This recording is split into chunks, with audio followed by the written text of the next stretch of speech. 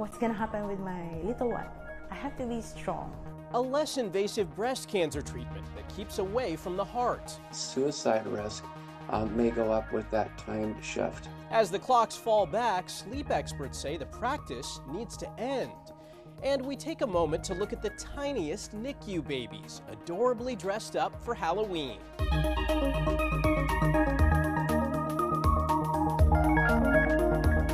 Welcome to Ion Health, where we focus on stories that affect your physical and mental well-being. I'm Michael George. We begin with a look at the heightened concern around food safety after a series of recalls linked to harmful bacterial contaminations. The most recent, McDonald's Quarter Pounders at about 900 locations. Health experts say foods that aren't processed or heated, like the slivered onions likely at fault in this case, come with more risk. If the product is going to be cooked, then any pathogens that might be there are going to be inactivated by heat. The other onions used at McDonald's are the dehydrated onions, which have been processed. Those are safe. The ones used on the Quarter Pounder are raw. And since those don't go through any heat process, they tend to be at a higher risk. The McDonald's E. coli outbreak has led to at least one death and dozens of cases, including Camberlyn Bowler, who's in the hospital with kidney damage. So we're hopeful that she will have full functioning kidneys when she leaves here. If not, I'm not really sure how that looks or what that looks like yet. The Quarter Pounder is returning to menus at the affected restaurants, though without onions, after testing showed the beef is safe to eat. There are a lot of foods that we eat every single day. We get from the grocery store or at restaurants that are not necessarily tested as well as everything probably is at McDonald's right now. And as Tara Molina reports, experts say climate change is having an impact on the risks to our food supply. It's an adjustment as a result of climate change. Changing weather, changing food. And some of these adjustments are not good. Pratik Banerjee teaches food safety at the University of Illinois at Urbana-Champaign and is studying the impact right now. There is not a magic wand that can be there and the food would be absolutely safe, right? So the goal is to reduce the risk. Research that's happening at Illinois Tech, too. This is disrupting a lot of the larger ecosystem in terms of how microorganisms behave. Slivered onions are the likely source of the E. coli contamination leading to the McDonald's outbreak, according to the U.S. Food and Drug Administration. And according to those we connected with, this outbreak is a reminder. People who don't believe in global warming are going to believe in global warming eventually, because there's a lot of studies that are coming out now that are showing that certain pathogens like E. coli, Salmonella, Campylobacter are adapting better to a heated environment than we are. That's Bill Marler. He's represented victims of outbreaks across the country for decades as a foodborne illness lawyer. He told us with changing temperatures impacting pathogens in our food, the industry needs to make changes to keep up. We've got to adapt. And right now, FDA and the industry is being caught flat-footed. But this scientist tells me, while they don't have all of the answers yet, the work happening here right now should be making a difference soon. Reporting outside McDonald's headquarters, I'm Tara Molina, CBS News, Chicago. The CDC is issuing a new warning about the rising number of walking pneumonia cases in young kids. The number of 2 to 4-year-olds diagnosed after visiting the ER for a pneumonia-related illness has jumped from 1% to 7% in the last 6 months. Symptoms include sore throat, extreme fatigue, chest pain, low-grade fever, and headache.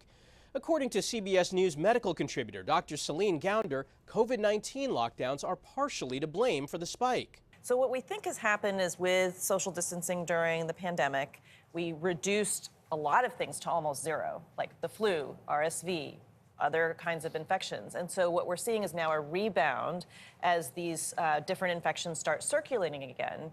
And little kids in particular have not been exposed to these things before. Treatment for walking pneumonia includes antibiotics and over-the-counter medicines. Most people with mild lung infections typically recover on their own. October 29 was World Stroke Day, a time to raise awareness about the symptoms of stroke and supporting survivors. There are an estimated 17 million strokes worldwide each year, according to the American Stroke Association. We talked to one survivor about how therapies are helping him gain more independence. Go for this one. It's been nearly 6 months since Walter Neff had a stroke significantly impacting his right side. This place has helped me tremendously. Oh, amazing. When I came here, I could barely talk. You couldn't sit up. The 79-year-old receives intensive speech, occupational, and physical therapy at Phelps Hospital in Sleepy Hollow, New York. It is exhausting.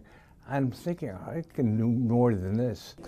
Walter is training for everyday tasks like going up and down stairs. There you go. Scoot back a little bit. And getting in and out of the car. Actually requires a lot of coordination. He's got to practice where to put his foot, or where to put his hands, and to gently put himself down in the chair. Something Walter and his wife Nancy are grateful for. Once Walter could start getting in and out of the car, then I can drive him. We can go out and eat. We can take a ride. This machine gives Walter balance without needing a lot of input from his therapist. It helps to promote some independence. It helps him to learn to shift his weight onto his affected side. With the 2 therapies and speech, I've come a long way, but not back to normal. And I probably won't be. A year from now, I hope to be recovered as much as I'm going to. There you go. It's a process. You think you're going to be maybe better in a few months, and that's not the case. But then I see what he was and what he can do now. They look forward to the progress Walter's making every step of the way. November is Lung Cancer Awareness Month, and while rates have been declining for decades, it's still the deadliest form of cancer. Each year, more people die of lung cancer than of colon, breast, and prostate cancers combined. Researchers have recently noticed an alarming rise in diagnoses among non-smoking Asian American women. Elizabeth Cook examines this troubling trend. For 5 years, Vicki Nee has been battling lung cancer, a diagnosis that came out of the blue after she went to a doctor for pain in her shoulder. He was taking x-rays of my neck, and it was only by chance that the bottom corner of the x-ray showed a raised diaphragm. The 54-year-old lawyer and mother of 2 is now part of a medical mystery. Lung cancer in non-smoking adult Asian Americans had been rising an average of 2% a year for more than a decade before Nee received her diagnosis. I assumed that I would get chemo and beat it. It was only later when I met with an oncologist that I learned that I was stage 4 and therefore incurable. A study by leading California medical centers found that 57% of Asian women diagnosed with lung cancer are non-smokers. For all others, only 15% of the women diagnosed had no history of smoking. You didn't grow up in an area that there was a lot of air pollution? No. You weren't exposed to any cancer-causing chemicals? Not to my knowledge. And as a non-smoker, she wasn't eligible to be screened for lung cancer. Currently, screening guidelines drive what's covered under insurance. Scarlett Gomez and Iona Chang, epidemiologists at the University of California, San Francisco, were awarded a nearly $12.5 million grant from the National Cancer Institute. So some of the factors we're looking at include certainly exposure to secondhand smoke. High exposure to cooking oil fumes is an established risk factor. And why Asian American women specifically? Why not Asian men? Is there a hormonal component to this? There is some suggestion based on cellular studies just in the past year showing that a particular genetic mutation may predispose people to being more vulnerable to levels of air pollution. At the heart of the mystery is the fact that we are all breathing the same air. But why are women like Vicki Nee getting sick while others are not? We always wondered, is there something that we can do to diagnose them earlier? At New York University's Perlmutter Cancer Center, Dr. Elaine Shum is randomly screening 1,000 Asian women for free. We are definitely going to need a much larger study to really provide the evidence to try to change the guidelines one day so that other populations can be offered low-dose CT scans by insurance companies. Detection that will come too late for Vicki Nee and her husband David to prevent advanced cancer. Like any cancer, it affects the whole family. but could offer hope to spare other families that same pain. Elizabeth Cook, CBS News, San Francisco. There's an important and less invasive treatment for breast cancer called proton therapy. Jenna DeAngelis is in New York, where patients come from around the world for care. Sitting down with Janice Shaheen, it's clear she has a big heart, filled with immense love for her family and passion for her job as a patient escort in a nursing home. When you have someone with you that helps you through the journey, it really matters. It's what's helped her through her own journey. In June 2023, she was diagnosed with breast cancer, which spread to her lymph nodes. I started thinking so fast that, what's going to happen with my little one? I have to be strong. Hi, Janet. Her doctor, Montefiore Einstein Comprehensive Cancer Center radiation oncologist Jana Fox, suggested proton therapy as a treatment option since the cancer was in her left breast. Our top priority when we're treating a woman who has a left-sided breast cancer is keeping the radiation dose off the heart. Proton therapy makes that possible. Compared to traditional radiation, proton therapy more precisely targets tumors, minimizing damage to surrounding organs and tissue. On average, more than 100 patients are treated here at the Proton Center each day. While Dr. Fox says it's not necessarily appropriate for every patient, it's also used to fight other forms of cancer. We do tend to use proton therapy on children who need radiation and on patients who've had radiation before and need radiation again, and it's more dangerous the second time. Don't be scared. It's okay to cry. Afterwards, you pick up yourself, you stand up, and you continue your battle. I call it a spa treatment. Janice jokes the warm and welcoming atmosphere made it easier to complete her treatments. That and hope. Jenna DeAngelis, CBS News. Coming up, how to talk to loved ones about autism and the health risks that come with changing the clocks.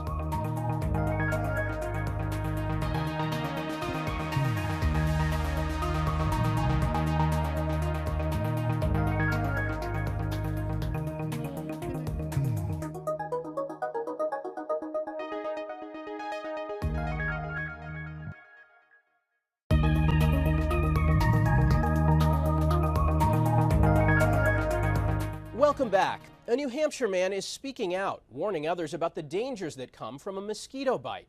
Joe Casey survived Eastern equine encephalitis, or Triple E. At least 30% of people who get that virus die from it. Paul Burton has his story. Every step Joe Casey takes reminds him of just how far he's come. During the summer, the 55-year-old from Kensington, New Hampshire, got bit by a mosquito and became deathly ill. I fell down in my living room and kind of blacked out. And then my sons and my mother-in-law got me to the hospital. What were you diagnosed with? Triple E, and then they also tested for St. Louis and West Nile, so I got all three. He was in Exeter Hospital's ICU for 3 weeks and in a coma. For weeks, his family was not sure if he would pull through. My wife was told by the nurse, you better get your kids in here to see him right now because we're not sure. So it was pretty scary. When he got out of the ICU, he says it was like starting over again. So I wasn't capable of pretty much doing everything. I couldn't walk, talk, comb my hair, or anything like that. Couldn't get out of bed. We were incredibly scared. His wife of 24 years was by his side the whole time and now assisting him with his rehab. To have him walking on his own is amazing. He's worked so hard and we're really proud of him. Joe says he still has 10 more weeks of outpatient rehab, all from a simple mosquito bite, which is why he's speaking out now about the dangers of Triple E. Don't underestimate the size of the villain here, or whatever. You just have to be ready and be prepared. You're taking your kids to ballparks, whatever. Please douse them with DEET, douse yourself with DEET, and stay alert. Most grateful for my family, for the support, the love, for the Lord for blessing me. Obviously, there's a blessing behind this. And yeah, just getting a second chance at life. Joe says he has a long road to recovery, but he's in a better place. Paul Burton, CBS News, Kensington, New Hampshire. The number of children identified with autism spectrum disorder, or ASD, has been steadily rising in the past 20 years. The CDC says about 1 in 36 children in the U.S. has been identified with ASD. The developmental disorder can affect a child's social skills, communication, and behavior. We often think of a spectrum like this in a linear fashion, but autism is actually much more multifaceted. Clinical psychologist Cynthia Martin is the senior director of the Autism Center at the Child Mind Institute. Her tips for explaining ASD to others, and especially other children, include talking about what it is and how it differs from person to person. When loved ones come in with these preconceived notions of what they think autism is, they're likely very misaligned with the child who's in front of them. One of the best things they can do is provide non-judgmental emotional support. So that means just listen. Listen, be available, don't try to offer advice, don't try to minimize how the parent is feeling. Martin says it's helpful for other adults to be flexible and open-minded, avoid judgment, and recognize and respect another family's differences. As daylight saving time ends and we fall back to standard time, sleep experts say that flipping back and forth is dangerous to our health. Some medical associations say the practice is outdated and should end, as studies have shown a link to a number of issues, including depression, weight gain, cardiovascular disease, and stroke. For more on this, I spoke with Dr. Eric Olson, a sleep physician at the Mayo Clinic and the board president for the American Academy of Sleep Medicine. Doctor, thanks so much for joining us. We're talking about daylight saving, and I want to get a sense of how that time shift affects us physically. The time shift has profound effects on our physical and our mental health.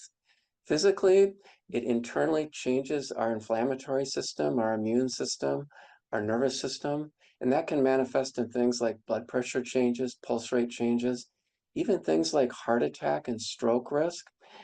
May lead to more emergency room visits with the time shift. In fact, there's also even evidence to suggest that suicide risk may go up with that time shift. So it has profound impacts on our well-being and our health. Does it make a difference when we wake up in the morning? If we have sunlight coming in, does that make a difference? Sunlight is very important in regulating our sleep-wake cycles. So the sunlight governs what's called our internal or circadian rhythm, and our sleep rhythm is cued off that circadian rhythm. And with the time shifts that occur, the body's clock, the light, dark, or solar clock, and the social clocks become misaligned, and then that is why we get mental or physical health detriments from that shift. Is it easier on the body to spring forward or to fall back, or does it make a difference at all? Well, we don't think that either time shift is healthy, but for an individual, it's probably easier to fall back than it is to spring ahead. When we spring ahead, we're much more vulnerable to insufficient sleep, that is not getting enough sleep for that night and for the days that follow, and that's detrimental to health. Are there things we could do to mitigate the effects of this to kind of get ready for the time change? There are several things that an individual can do to get ready. One is just to be aware that that change is coming and try to prevent any implications, especially in that spring period where you have to be careful about getting short on sleep. This time of year, start to set your clocks back a little bit later in anticipation of Sunday's shift. Helps get your body ready for that shift that's coming. You know, there's been a lot of debate among lawmakers as to whether we should even continue daylight saving time. If we do, is there a preference? What's better on the body, standard time or daylight saving time? The science is clear on this matter. Permanent standard time is the healthiest way to go. And what's the reason behind that? It has to do with a better alignment between, again, those three clocks, your internal clock, the light-dark clock or solar clock, and then the social clock. The permanent standard time option allows those clocks to align optimally, and that's necessary for optimal sleep and health. Well, doctor, thank you so much for joining us. We appreciate it. Thank you. After the break, it's normal to take a sick day to help a loved one. Now, lawmakers in one major city say that should include your pets, too. And as cancer patients focus on treatment, one service helps keep their homes in order.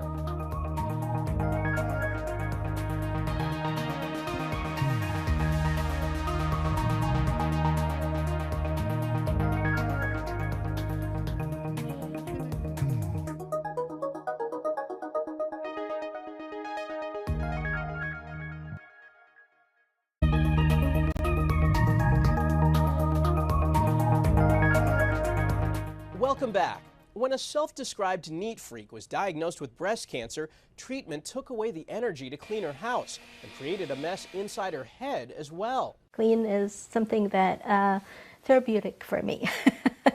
Amy George is happiest when her home is spick and span, but a double mastectomy and chemotherapy were difficult to handle. When I started my chemo, I became very weak very quickly, and I like to live in a place that's tidy and clean, so I could do very little. And things started to pile up, even though it's just my husband and I. I could see spider webs, and I could see something underneath that I could not clean. I couldn't help her because I had a stroke before. Amy's nurse told her about Cleaning for a Reason. It's a national organization that donates home cleanings to cancer patients. Hello! Oh, look at this!